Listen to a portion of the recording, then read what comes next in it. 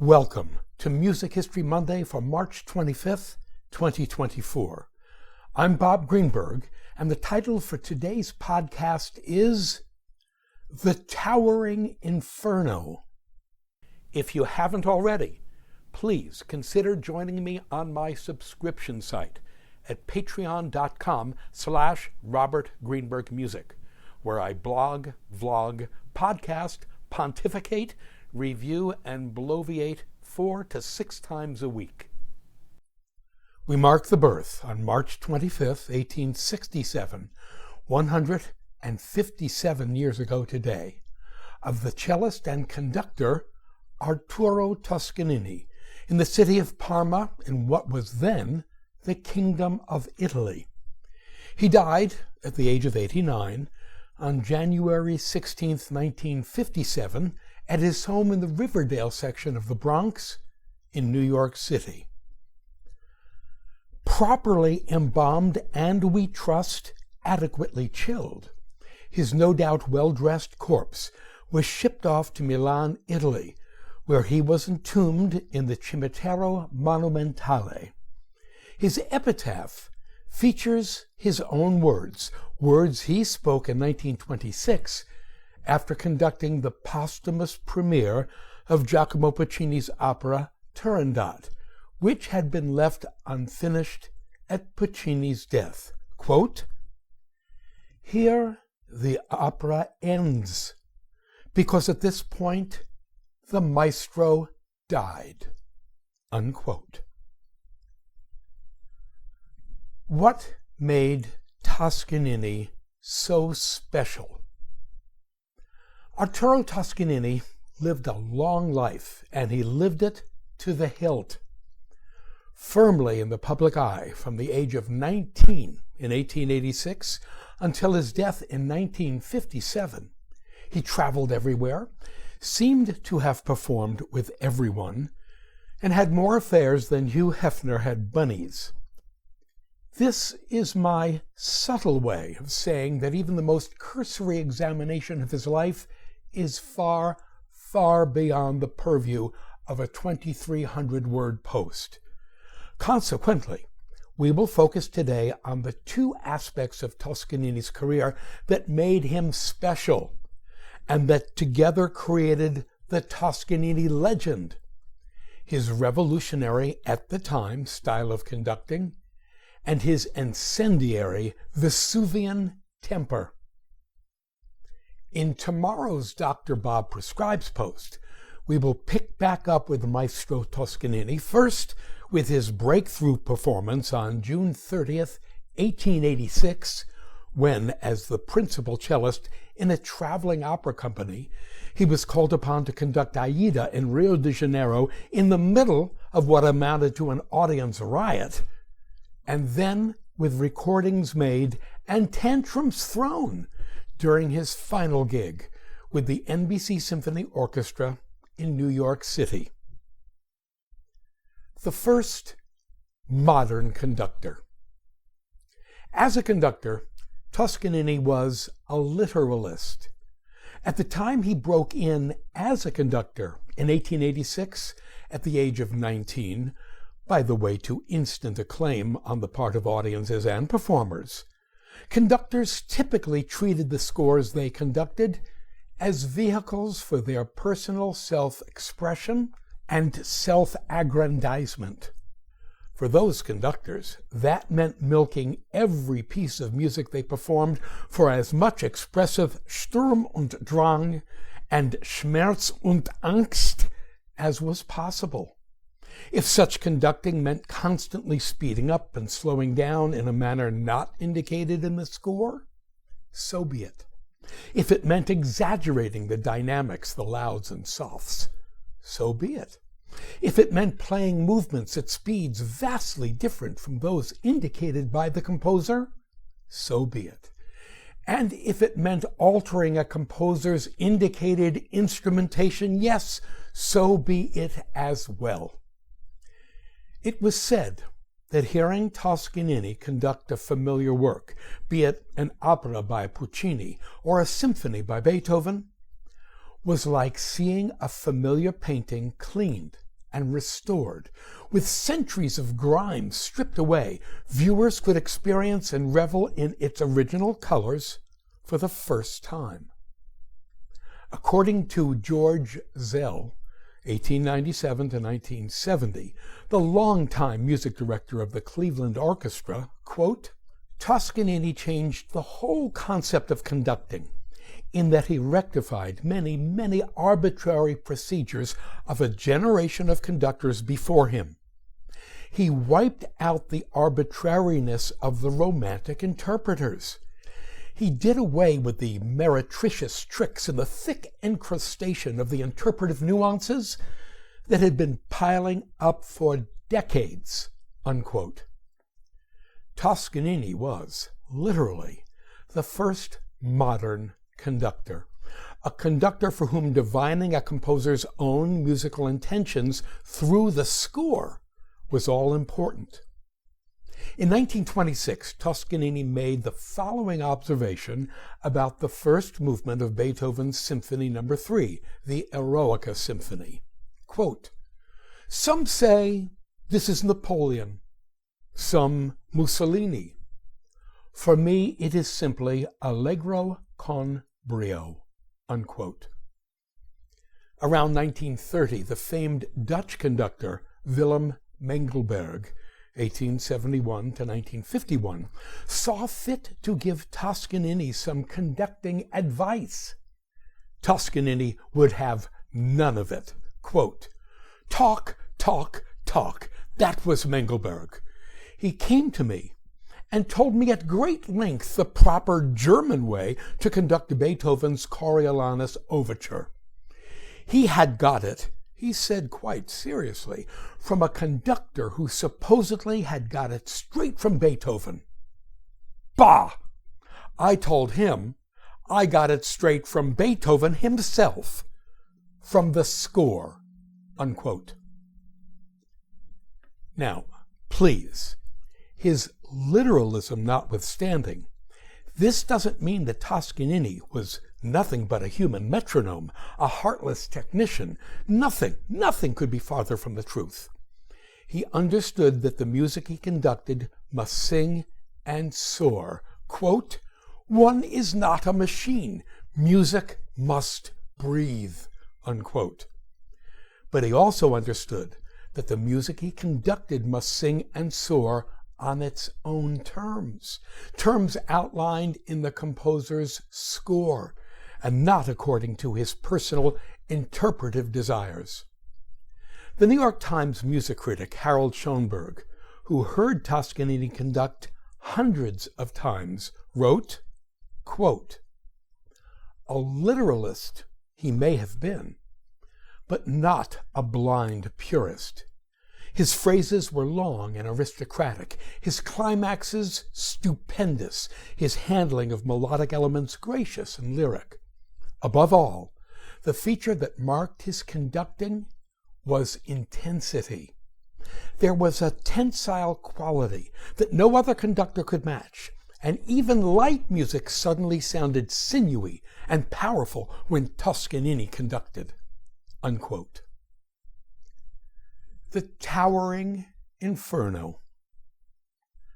Toscanini's interpretive revolution did not take place without casualties, and those casualties were the musicians under his baton. Toscanini expected perfection from himself and perfection from his musicians, and he forced them to practice their parts, often for the first time in decades. Hours upon hours of rehearsal time was lavished on works instrumentalists were convinced they already knew, works they hadn't really rehearsed in years. Writing in The New Yorker in 2017, the journalist and critic David Denby observed that, quote, Toscanini's rehearsal methods were notorious. He was usually gentle with singers, particularly singers learning a new role. But with orchestras he could be a terror, singling out individuals and sections, breaking batons, ripping his handkerchief, destroying his watch, throwing things and shouting in his hoarse voice, Pezzi di samaro che siete perdio! Vergogna, Matti, vergogna! What a bunch of dunces you are, by God! Shame on you, you crazy idiots! Shame! Yeah, that's awful and almost comic. But I would make an unfortunate but accurate observation. Had Toscanini been a conciliatory, patient, collegial conductor and not a ruthless, even terrifying taskmaster, he probably would never have accomplished what he did when he did. The towering Inferno. For someone who stood just barely over 5 feet tall, 1.53 meters, or 5 foot 1/4 inch, being identified with the word towering seems a bit much. But make no mistake about it, with his large leonine head and aristocratic bearing, Toscanini terrorized everyone in his endless search for perfection. His temper was legendary, his despotism unrivaled, and his moral code unbending. Parenthetically, I would tell you that in tomorrow's Dr. Bob Prescribes post, I will feature a number of Toscanini's outbursts recorded in the 1940s and 1950s. They are truly hair-raising. The stories of Toscanini's unbridled rage and his absolute refusal to do things any other way but his own are legion. And if his attitude cost him jobs or resulted in physical violence, these were the prices he was willing to pay. For example, Toscanini was appointed the principal conductor at Milan's famed Teatro La Scala in 1895 at the age of 28. During the final show of his 1902-1903 season, a performance of Verdi's Un ballo in maschera, the audience demanded that the tenor, Giovanni Zenatello, encore an aria. Toscanini outright refused to do the encore, and the audience, for its part, refused to quiet down until the aria was encored. So, Toscanini simply walked off the stage, out of La Scala, and resigned his position. His tenure with the Metropolitan Opera likewise ended on a dissonant note. He took over there in 1908 and remained for 7 seasons, until 1915, when he stomped out of the house in one of his titanic rages, never to return. An article in the periodical Musical America identified the issues this way, quote, "Some say frankly that while they admire his genius and consider him perhaps the greatest opera conductor in the world today, they would not particularly miss him, for the reason that his great talent and mastery of stage effects were offset by his frightful irritability and his habit of perpetually abusing the artists, chorus, and orchestra during rehearsals, and never losing the opportunity of hurling invective at the Met's general manager, Giulio Gatti Casazza, whenever he saw him, whether on stage or in the wings. The result, they said, was that by the end of the season, half the company was in a state of nervous collapse," unquote. Decades passed before the Met tried to get Toscanini to return. But for whatever insult he believed himself to have suffered at the hands of the Metropolitan Opera, and to this day no one knows what it was, Toscanini was not prepared to either forgive or forget. His famous response on being invited back to the Metropolitan Opera stage, quote, "I will conduct on the ashes of the Metropolitan," unquote. As for the fascists, Toscanini outright refused to perform the Italian fascist national anthem Giovinezza before concert performances in Italy in the 1920s, at a time when all musicians were required to do so.